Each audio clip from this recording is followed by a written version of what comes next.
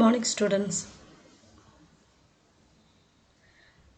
കഴിഞ്ഞ ക്ലാസ്സിൽ നമ്മൾ സെലക്ഷൻ്റെ പ്രോസസ്സ് അല്ലെങ്കിൽ സ്റ്റെപ്സ് ആണ് പറഞ്ഞത് അല്ലേ? ഞാൻ പറഞ്ഞിട്ടുണ്ടായിരുന്നു വളരെ ഇമ്പോർട്ടൻ്റ് ആയിട്ടുള്ള ടോപ്പിക്കാണ്, പല പരീക്ഷകളിലും ആവർത്തിച്ച് ചോദിച്ച ക്വസ്റ്റ്യൻ ആണെന്നൊക്കെ. അപ്പോൾ എല്ലാ സ്റ്റെപ്സൊക്കെ ഓർമ്മ ഉണ്ടാവും എല്ലാവർക്കും അല്ലേ? സെലക്ഷൻ്റെ സ്റ്റെപ്പ് 11 സ്റ്റെപ്സ് ആയിട്ട് നമ്മൾ പറഞ്ഞു. അതിൽ നമ്മൾ 2 സ്റ്റെപ്പുകൾ, ടെസ്റ്റ്, ഇൻ്റർവ്യൂ, അങ്ങനെയുള്ള 2 സ്റ്റെപ്പുകൾ പറഞ്ഞപ്പോൾ ഞാൻ പറഞ്ഞിട്ടുണ്ടായിരുന്നു അത് കുറച്ചുകൂടി ഡീറ്റെയിൽ ആയിട്ട് പഠിക്കാനുണ്ട്, അത് അടുത്ത ക്ലാസ്സിൽ എടുക്കാം.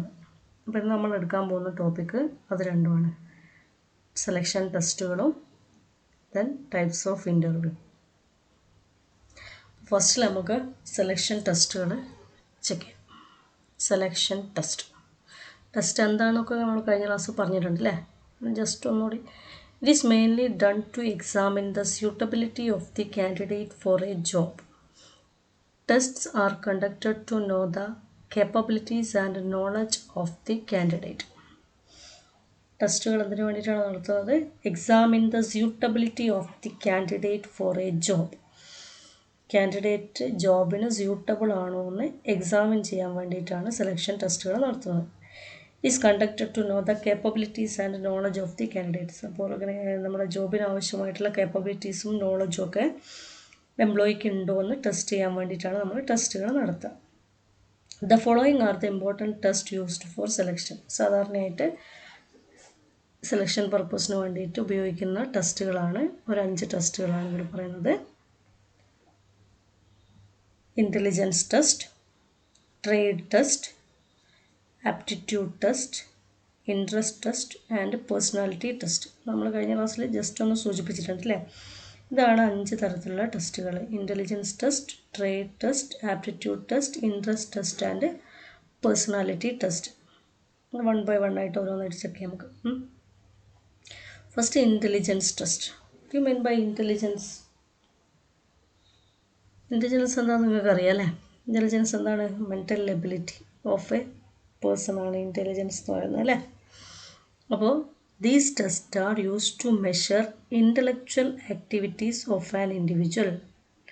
Intellectual activities of an individual check ചെയ്യാൻ വേണ്ടിയിട്ട് നമ്മൾ ഇൻ്റലിജൻസ് ടെസ്റ്റ് ഉപയോഗിക്കുന്നത്. It is used to assess candidates mental power to understand, grasp, ability to judge and make decision. ഇപ്പോൾ ഡിസിഷൻ എടുക്കാനും കാര്യങ്ങൾ മനസ്സിലാക്കാനും ഗ്രാസ്പ് ചെയ്യാനൊക്കെയുള്ള, അതുപോലെ തന്നെ കാര്യങ്ങൾ ജഡ്ജ് ചെയ്യാനൊക്കെയുള്ള എബിലിറ്റി, ഒരു പേഴ്സൻ്റെ എബിലിറ്റി എത്രത്തോളം ഉണ്ടെന്ന് അസസ് ചെയ്യാൻ വേണ്ടി നമ്മൾ ഉപയോഗിക്കുന്ന ടെസ്റ്റുകളാണ് intelligence test. This test are use to measure intellectual activities of an individual. Intellectual, mental, ബുദ്ധിപരമായിട്ടുള്ള ആക്ടിവിറ്റീസ് അത് മെഷർ ചെയ്യാൻ വേണ്ടിയാണ് നമ്മൾ ഇൻ്റലിജൻസ് ടെസ്റ്റ് യൂസ് ചെയ്യുക. അതിൽ പ്രധാനമായിട്ടും അസസ് ചെയ്യുന്നത് mental power to understand, grasp, ability to judge and make decision. ഇപ്പോൾ ഇൻ്റലിജൻസ് ടെസ്റ്റിൽ നമ്മൾ പ്രധാനമായിട്ടും അസസ് ചെയ്യുന്ന ഈ കാര്യങ്ങളെ നമുക്ക് ടെക്നിക്കൽ ടേംസിൽ 3 ക്വോഷ്യൻ്റായിട്ട് ഡിവൈഡ് ചെയ്യാം. Intelligent quotient IQ, emotional quotient EQ, spiritual quotient SQ. IQ, EQ, SQ ഈ 3 കാര്യങ്ങളാണ് പ്രധാനമായിട്ട് നമ്മൾ സൈക്കോളജിക്കൽ ടേംസിൽ ഇൻ്റലിജൻസ് ടെസ്റ്റിലൂടെ നമ്മൾ മെഷർ ചെയ്യുന്നത്. ഈ 3 കാര്യങ്ങളാണ് പ്രധാനപ്പെട്ട സൈക്കോളജിക്കൽ ആസ്പെക്ട്സിൽ വരുമ്പോൾ അത് 3 വരിക: IQ, EQ, SQ. മുൻപ് കേട്ടിട്ടുണ്ടോ നിങ്ങൾ ഈ terms? IQ means intelligent quotient, EQ emotional quotient, then SQ spiritual quotient. അതിൽ first intelligent quotient IQ is a valuable criteria to test intelligence of the candidate. Generally, IQ test measure human mental abilities. നമ്മൾ ഒരു PSC questions അതുപോലെ തന്നെ മറ്റ് ക്വസ്റ്റ്യൻസിലൊക്കെ നമുക്ക് കാണാം. എന്താണ് mental abilities check ചെയ്യുന്ന ക്വസ്റ്റ്യൻ. നമ്മളെ മെൻ്റൽ എബിലിറ്റീസ് അല്ലെങ്കിൽ റീസണിങ് എബിലിറ്റി, നമ്മുടെ ചിന്താശേഷിനെ ചെക്ക് ചെയ്യുന്ന ക്വസ്റ്റ്യൻസ് കാണാം. അപ്പോൾ അതിനെയാണ് എന്ത് പറയുക? IQ ഒരു 70% to 100% ഇടയിൽ ഉള്ള ആളുകളാകുമ്പോൾ നമുക്ക് IQ പെർസെൻറ്റേജ് വെച്ചിട്ടാണ് അത് മെഷർ ചെയ്യുക. അതിന് ഒരുപാട് ടെസ്റ്റുകളൊക്കെ ഉണ്ട്. IQ മെഷർ ചെയ്യാനുള്ള ഒരുപാട് ടെസ്റ്റുകളുണ്ട്. അപ്പോൾ അതിലൊരു 70 above% IQ ഉള്ള ആളുകൾ എന്ന് പറഞ്ഞാൽ ഏതാണ്ട് എല്ലാ ജോലിക്കും ഫിറ്റായിട്ടുള്ള ആളുകൾ എന്നാണ് നമ്മൾ കൺസിഡർ ചെയ്യുക. അപ്പോൾ ഇൻ്റലിജൻറ്റ് ക്വസ്റ്റ്യൻ എന്ന് പറഞ്ഞാൽ നമ്മുടെ മെൻ്റൽ എബിലിറ്റി, ഹ്യൂമൻ മെൻ്റൽ എബിലിറ്റീസാണ് ചെക്ക് ചെയ്യുന്നതാണ്.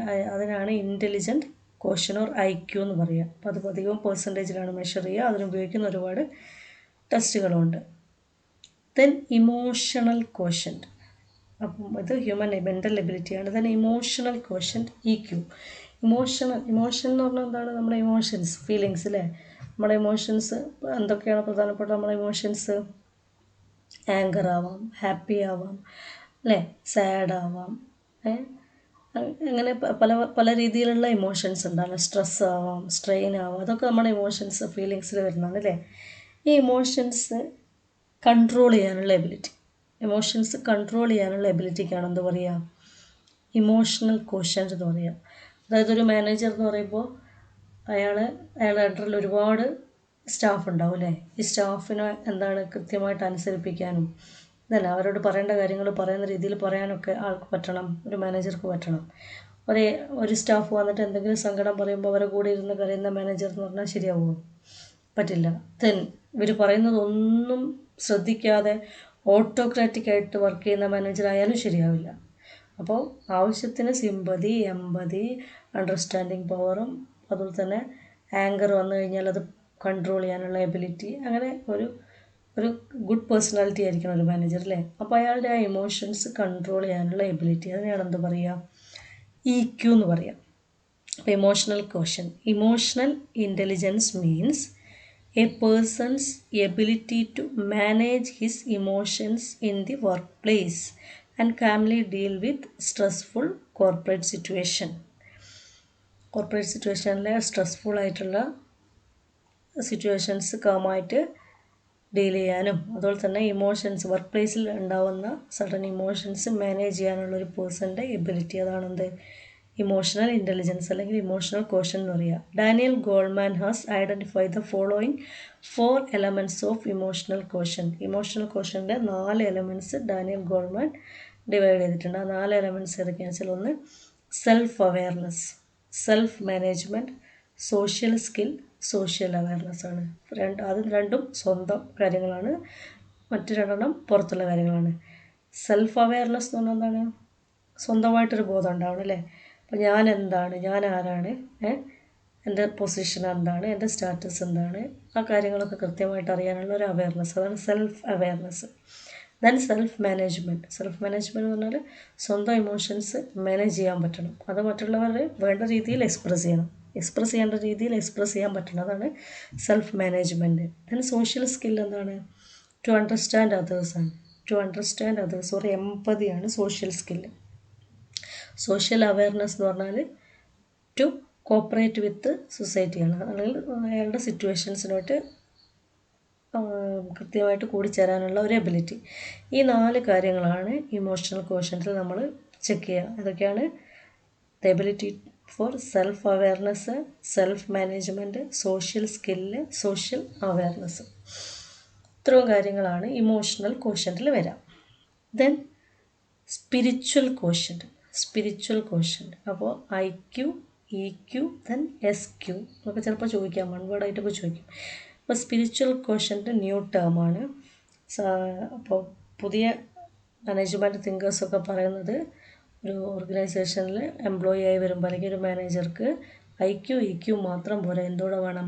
Spiritual quotient. സ്പിരിച്വൽ ക്വസ്റ്റ്യൻറ്റ് എന്ന് പറഞ്ഞാൽ the spiritual intelligence is related with the development of our longings and capacity for meaning, vision and value. കൃത്യമായിട്ടൊരു വിഷനും വാല്യൂവും മിഷനും ഒക്കെ ഉള്ള ഒരാളാവണം. ആ ഒരു ആസ്പെക്ട്സിനാണ് സ്പിരിച്വൽ എന്ന് പറയുന്നത്, ആത്മീയമായിട്ടുള്ളത്. അതായത് അയാൾക്ക് കൃത്യമായിട്ടൊരു ലക്ഷ്യം, കൃത്യമായിട്ടുള്ളൊരു ബോധം, അതായത് എത്തിക്കൽ ബിഹേവിയർ, ഈ സാധനങ്ങൾ അല്ലെങ്കിൽ ഒരു വിഷൻ അല്ലെങ്കിൽ ഒരു വാല്യൂ അല്ലെങ്കിൽ ഒരു മീനിങ്, ഇതൊക്കെ ഉണ്ടാവണം. അപ്പോൾ അതൊക്കെ എത്രത്തോളം ഉണ്ടെന്ന് മെഷർ ചെയ്യാനാണ് നമ്മൾ സ്പിരിച്വൽ ഇൻ്റലിജൻസ് അല്ലെങ്കിൽ സ്പിരിച്വൽ ക്വസ്റ്റ്യൻറ്റ് മെഷർ ചെയ്യുന്നത്. SQ looks at spiritual power of a person. It is also important like IQ and EQ. IQ പോലെ തന്നെ ഇമ്പോർട്ടൻ്റ് ആണ് എന്ത്? SQ. അതായത് spiritual power of a person ആണ്, ഒരാളുടെ സ്പിരിച്വൽ ആയിട്ടുള്ള ബിഹേവിയർ. അല്ലെങ്കിൽ അയാളുടെ ഒരു മിഷൻ, അയാളുടെ ഒരു വാല്യൂ. നോംസ് ആൻഡ് വാല്യൂസ് നമ്മൾ കുറേ വാല്യൂസൊക്കെ മാനേജ്മെൻറ്റിൽ പഠിച്ച ഓർമ്മ ഉണ്ടോ? കുറേ വാല്യൂസും നോംസൊക്കെ ബിസിനസ് ഫീൽഡിൽ നമ്മൾ വാല്യൂസ്, എത്തിക്സ്, ബിസിനസ് എത്തിക്സ് ഒക്കെ പഠിച്ചിട്ടില്ലേ? അപ്പോൾ ആ ഒരു രീതിയിൽ ഒരു വാല്യൂസ് ഉള്ള പേഴ്സൺ ആവണം ആര്? ഒരു എംപ്ലോയി എന്ന് പറയുന്നത്.